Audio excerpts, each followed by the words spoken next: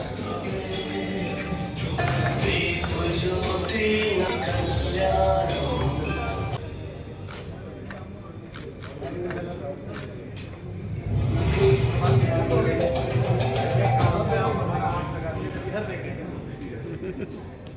Sir. मैं एक बार आप लोगों से निवेदन करूंगा कि एक बार जोरदार तालियों के साथ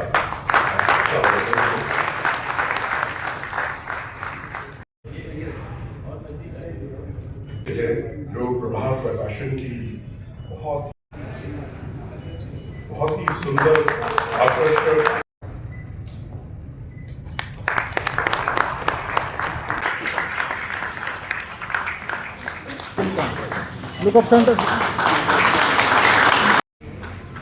आज के मुख्य अतिथि देश में सबसे ज्यादा मतों से जीतने वाले लोकप्रिय जनशक्ति मंत्री सीसीआर पाटिल जी, विशिष्ट अतिथि डॉक्टर विजय सुंदर शास्त्री जी,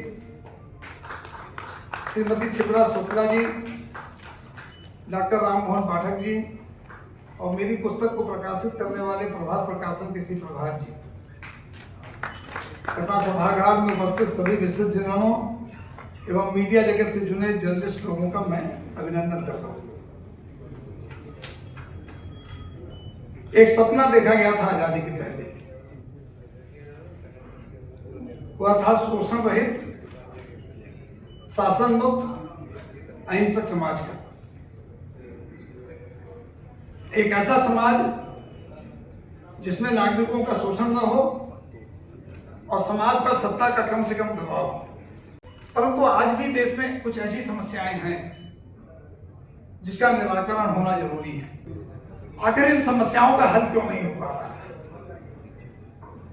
मैं समझता हूं इसका केवल एक कारण है कि हम लोग केवल समस्याओं की बात करते हैं, समस्याओं को मास करते हैं, उसके समाधान पर विचार नहीं करते। हर समस्या के समाधान के लिए केवल हम सरकार से उम्मीद करते हैं। मुझे यह अनुभव हुआ कि इस प्रकार की नकारात्मक सोच जो संभावित संभावनाओं पर विचार करने की अपेक्षा चुनौतियों को बाधा के रूप में देखती है, वे देश की प्रगति में अवरोध उत्पन्न कर रही है।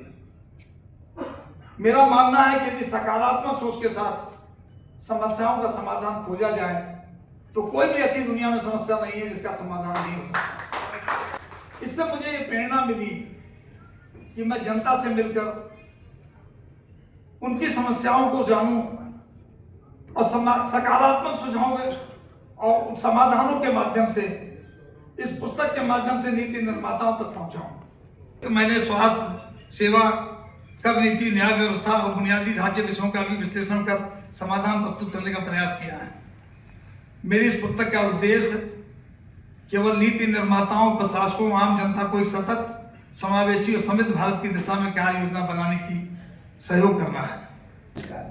आज हम सभी राजेंद्र गोयनका जी की द्वारा लिखित पुस्तक संपूर्ण समाधान के लोकार्पण के अवसर पर एकत्रित हुए हैं, जिसमें उन्होंने अपनी पुस्तक में स्वास्थ्य, उद्योग नीति, शिक्षा इत्यादि संबंधित समस्याओं के समाधान इस पुस्तक में सुझाए हैं, जिनका हम डिस्कशन तो करते हैं पर सॉल्यूशंस के बारे में कभी नहीं सोचते। इस पुस्तक के प्रकाशन के लिए प्रभात जी का भी बहुत बहुत आभार और बधाई। हमारे आज के मुख्य अतिथि श्री सीआर पाटिल जी भी ऐसे ही व्यक्ति हैं जिन्होंने जल की समस्या से निपटने के लिए न सिर्फ समाधान सुझाए बल्कि पब्लिक पार्टिसिपेशन यानी कि जन भागीदारी से जल संरक्षण करने का एक अनूठा प्रयास शुरू किया है। न सिर्फ घर घर पहुंचाया, हर घर नल योजना को गति दी, बल्कि राजस्थान, बिहार, मध्य प्रदेश जैसे राज्य में प्रवासियों को मोटिवेट करके जन भागीदारी के माध्यम से लाखों बोरवेल लगाकर कीर्तिमान स्थापित किया है। पाटिल जी अभी बता रहे थे कि आज तक टिल डेट 6,57,000 बोरवेल अब तक लगाए जा चुके हैं, जो कि अपने आप में एक रिकॉर्ड है। इसीलिए पाटिल जी कहते हैं कि यदि विश्व में तीसरा विश्व युद्ध हुआ तो उसमें भारत कहीं पे भी नहीं होगा। प्रधानमंत्री जी के नेतृत्व में जल एक समस्या नहीं, हर मुश्किल का समाधान होगा। यही नहीं, अपने आईएसओ सर्टिफाइड ऑफिस के माध्यम से लाखों गुजरात वासियों की समस्याओं का समाधान वो करते हैं। आपके कार्यालय में जहां डेटा मैनेजमेंट के लिए आधुनिक व्यवस्था है, वहीं तमाम सरकारी योजनाओं की संसदीय कार्य संचालन की पूरी जानकारी उपलब्ध है। 156 सीटें लाकर आपने एक रिकॉर्ड कायम किया है। That's why I always say that every problem has got a perfect solution. मुझे आशा ही नहीं पूर्ण विश्वास है कि आज के हमारे सभी अतिथि वक्ताओं के एक्सपीरियंसेस हम सभी को अपने जीवन की समस्याओं से नहीं बल्कि समाधान से परिचय कराएंगे। इस सफल कार्यक्रम के आयोजन के लिए गोयनका जी को हार्दिक शुभकामनाएं। साथ ही मुझे इस कार्यक्रम का भागीदार बनाने के लिए आपका बहुत बहुत आभार। धन्यवाद। राजेंद्र गोयनका जी के आमंत्रण पर यहाँ उपस्थित सभी भाई और बहनों, पत्रकार मित्रों, इलेक्ट्रॉनिक मीडिया के मित्रों, आप सबको नमस्कार। जब मैंने गोयनका जी को पूछा था कि आपने अभी तक कितनी किताब लिखी, शायद पहले, जो आपने देखा, जो सुना, जो आपने अनुभव किया, उसको यहाँ पर इस किताब के द्वारा सभी समस्या का हल कैसे हो, समाधान कैसे हो, एक बहुत बड़ी बात उन्होंने कर दी और यहाँ तक पहुँचने का मौका मिला। तब मैं ऐसा मानता हूँ कि मेरे अनुभव में मैं ऐसा मानता हूँ कि हम कोई भी प्रॉब्लम उसको पहले मेजर करना चाहिए और मेजर करने के बाद ही मैनेज करना चाहिए। पानी का जो यूज करते हैं ना पूरा देश में 83% पानी वो एग्रीकल्चर में जाता है। मैंने हमारे मंत्रालय के अधिकारियों को कहा कि आप इसमें से निकालिए कि इसमें कितने लोगों को रोजी मिल रही है और कितनी सैलरी मिल रही है। घर का पानी जो नीचे पाइप उतरता है उसको 4x4x6 का या जितना छोटी भी जगह होती है खड्डा करके उसमें पत्थर डाल दो और पाइप 1 फुट नीचे डाल के उसको छोड़ दो, ऊपर से चाहे पत्थर लगा दो कोई बात नहीं, तो इतना पानी सेव करोगे जमीन में कहीं ना कहीं जाएगा वो पानी और कहीं ना कहीं काम में आएगा। कि मैंने पानी की बात इसके लिए कर ली कि मैं भी अपनी बात रख दूँ, गोयनका जी तो रख दी, गोयनका जी ने कई प्रश्नों का समाधान रखा है तो मेरा भी ये प्रश्न उसका भी समाधान आप लोगों की ओर से मुझे मिल जाए। मैं गोयनका जी को बहुत बहुत अभिनंदन करता हूँ। बल्कि चिरंजीवी पुत्र के समान होता है जो कभी समाप्त नहीं होता है, कभी निष्क्रिय नहीं होता है, बल्कि वो एक बार अगर आपके मानस से निकल गया तो वो चिरंजीवी पुत्र के समान होता है। हमें खुशी है कि हमारे मित्र गोयनका जी ने ये पुस्तक लिखा, लेकिन सबसे बड़ी बात ये है कि अभी तक तो हम लोग समस्याओं को सामने रखते हैं, समाज के सामने, दुनिया के सामने, लेकिन इन्होंने समस्या को भी रखा और साथ ही साथ उसके समाधान को भी रखा। और इन्होंने ये अपेक्षा भी किया कि वर्तमान समय में जो देश का नेतृत्व है वो एक सजग नेतृत्व है और ऐसे सजग नेतृत्व को अगर कुछ समाधान परक बातें उनके समक्ष रखा जाए और संभवतः वो उस पर उनका दृष्टिपात होता है तो जन आकांक्षाओं को पूर्ण करने की दिशा में एक बहुत महत्वपूर्ण कदम होगा। डी.के. श्रीवास्तव होते थे, मुझे लगता है कि कुछ लोगों को मालूम होगा। तो डी.के. श्रीवास्तव गोवर्धन दास राय शर्मा के बेटे थे जी.के. और हम और इस ऐसे और कई लोग, हम लोगों ने उस समय इन 2-3 सालों में, आज जो पूर्वी उत्तर प्रदेश है उसमें 29 जिले हैं, उन 29 जिलों की हम लोगों ने चप्पे चप्पे की छाना, जानने की कोशिश की कि वहाँ के प्राकृतिक संसाधन क्या हैं, कैसे वहाँ का विकास हो सकता है। और अंततः आपको याद होगा कि 2 दिसंबर 1989 को 2 दिसंबर 1989 को विश्वनाथ प्रताप सिंह ने प्रधानमंत्री पद की शपथ ली थी और उसके 4-5 दिन बाद हम 5-7 लोग, जिसमें से अब कई लोग नहीं हैं, जैसे रामधन जी थे, एस.पी. सिंह थे, डॉक्टर नामवर सिंह थे, मैं था, जी.के. थे, डी.के. श्रीवास्तव थे, हम सब लोग गए वी.पी. सिंह के पास और हमने जो अध्ययन किया था वो एक दस्तावेज उनके हाथ में दिया। मैं उसको इस कहानी को कोई लंबा नहीं खींचना चाहता।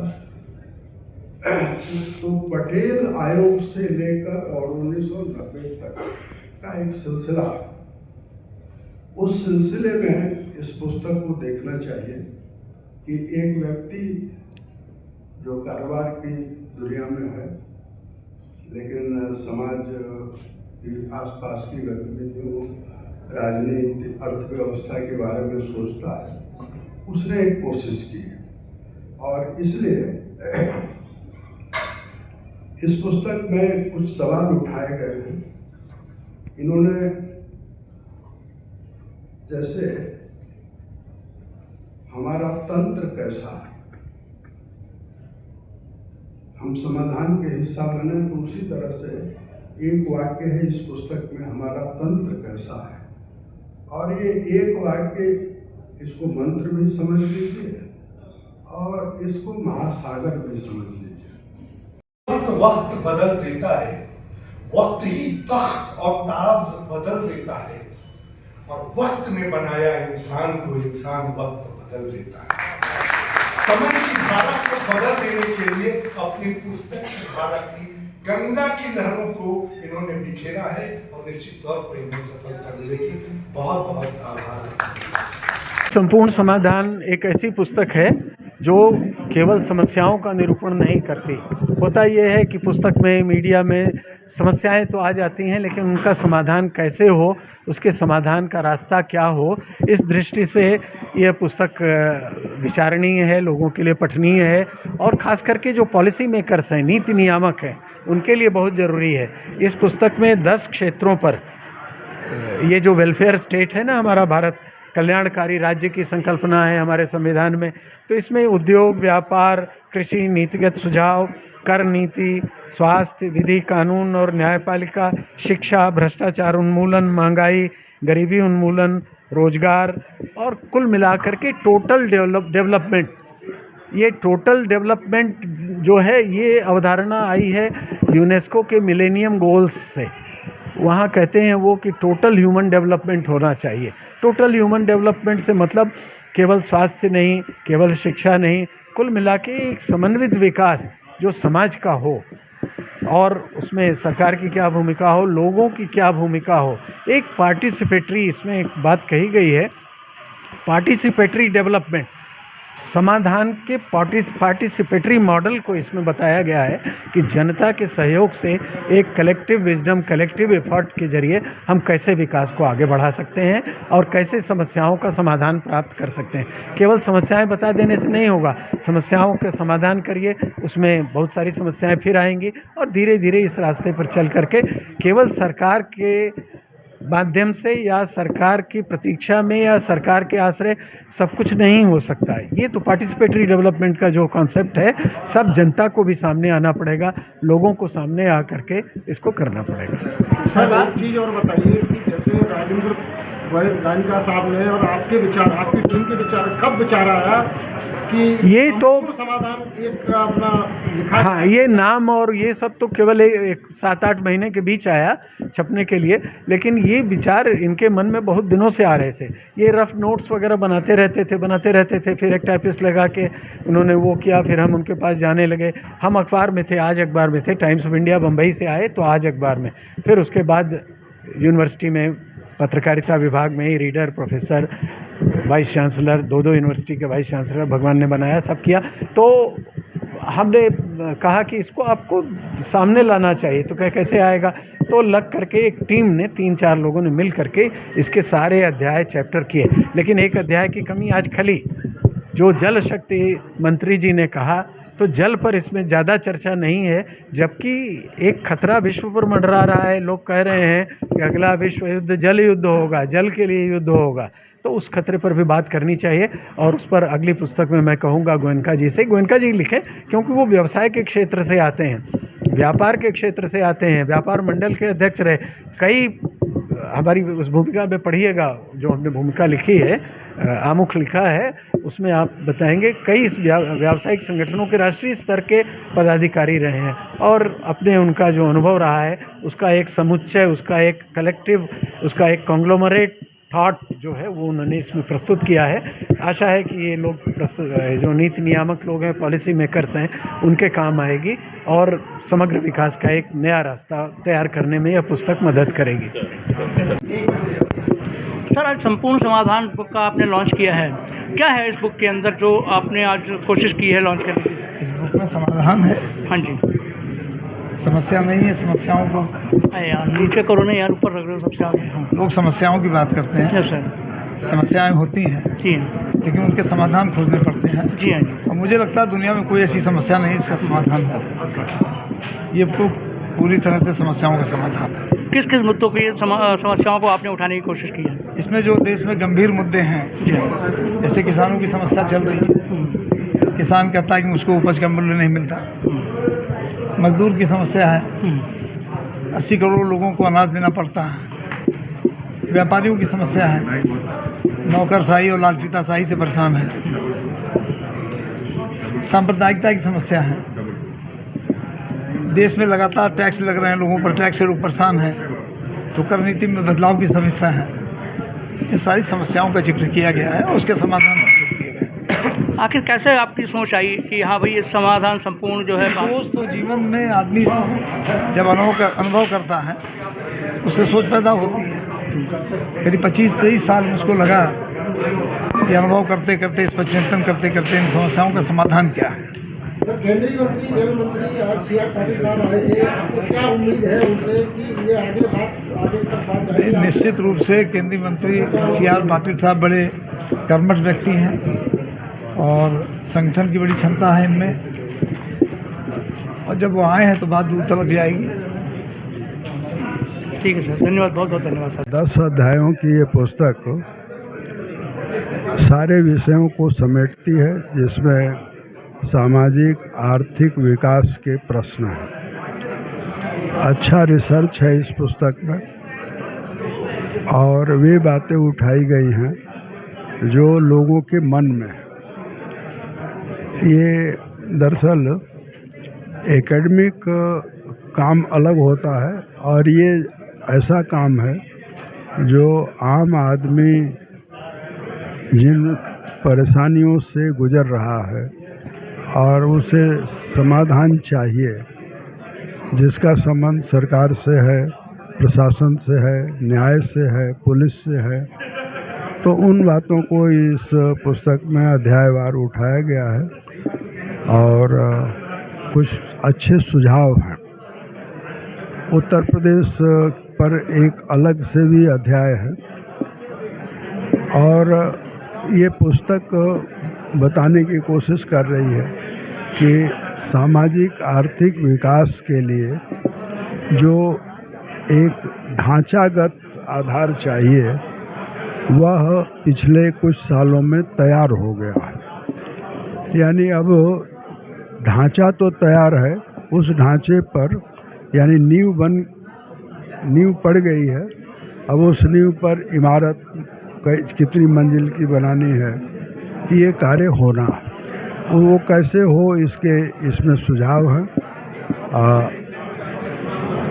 जैसे कि अधिक से अधिक लोगों को रोजगार मिले, जो लोगों की आमदनी है वो बढ़े, जो स्वास्थ्य संबंधी समस्याएं हैं उसके लिए सरकारी और गैर सरकारी स्तर पर अस्पताल कैसे बने, शिक्षा के क्षेत्र में बड़े सुधार की ज़रूरत है, उस पर वे सवाल उठाए गए हैं। मैं ये मानता हूँ कि कोई प्रोफेसर अगर किताब लिखता तो उस किताब का उतना असर नहीं होता, क्योंकि माना जाता है कि उसका तो ये विषय ही है। राजेंद्र गोयनका जी की पुस्तक का बहुत प्रभाव और इंस्टीट्यूशंस में भी इसलिए होगा क्योंकि इन्होंने आम आदमी का सवाल उठाया है और शासन प्रशासन भी आम आदमी के लिए ही है, तो उनको एक अच्छे बनी बनाई सामग्री काम करने के लिए इसमें मिल गई है। ये इन्होंने संपूर्ण समाधान का दावा किया है, ये अच्छा दावा है और इरादा ऊंचा होना चाहिए। ये है कि समस्याएं इतनी हैं कि संपूर्ण समाधान का दावा तो कोई नहीं कर सकता। फिर भी राजेंद्र गोयनका जी ने अच्छा काम किया है और एक नागरिक की ये पहल है। इसकी जो सबसे बड़ी विशेषता है, मैं मानता हूँ कि एक नागरिक की पहल है। तो नागरिक की ऐसी पहल अगर आगे बढ़ती है तो प्रधानमंत्री नरेंद्र मोदी जी का जो लक्ष्य है, जो उन्होंने देश के सामने रखा है, विकसित भारत का लक्ष्य, वो पूरा होगा।